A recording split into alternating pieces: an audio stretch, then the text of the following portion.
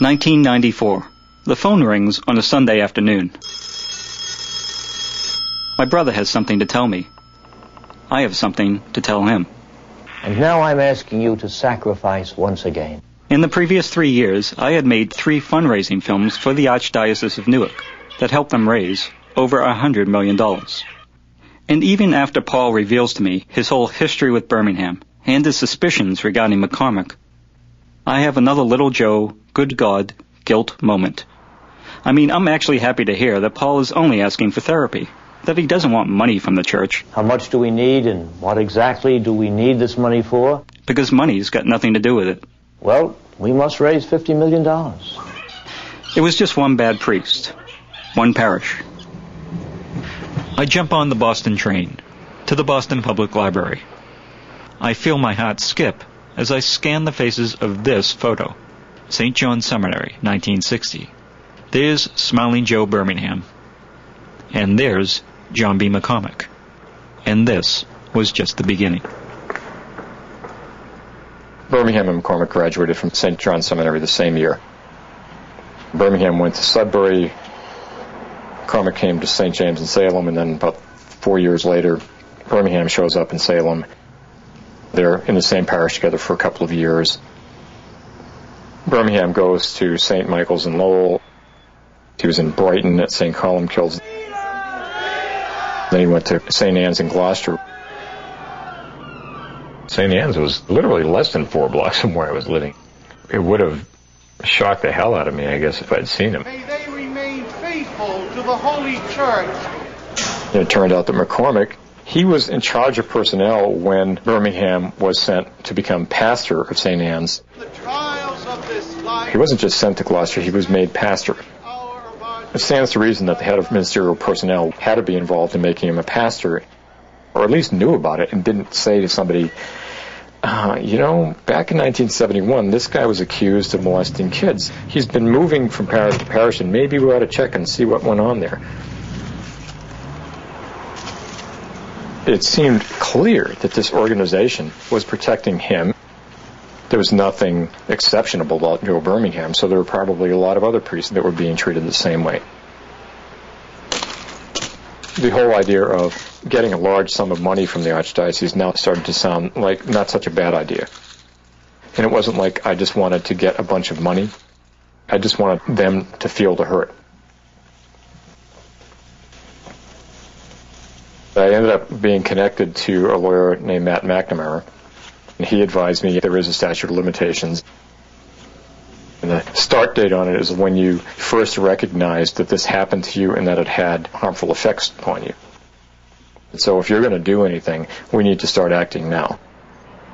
On top of that, there's this statute of charitable immunities in Massachusetts that says that Catholic Church is a charitable institution. If you bring them to court, the maximum penalty that they could be assessed would be $20,000. Unless you can prove that they were willingly and knowingly negligent.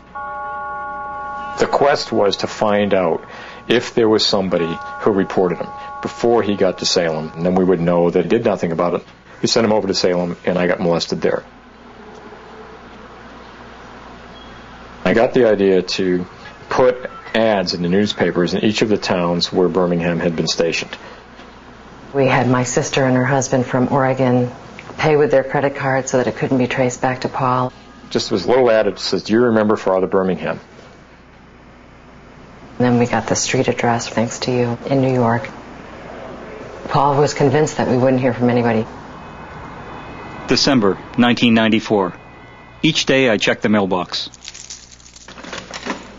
Cold, metal, empty. I'm almost relieved. The next day. Paper.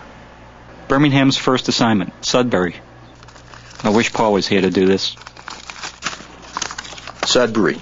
Yes, I do remember Father Birmingham. If your intent is as I suspect, I can probably be of assistance to you. It was so easy to uncover people that Birmingham had molested that I thought, man, this thing is huge. Salem. There are several of us St. James classmates from the mid-'60s who had close contact with Father B.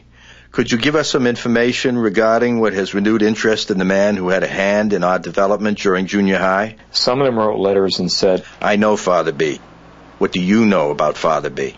are you looking for what I think you're looking for? Lowell, who are you? What would you like to know? I remember him very well.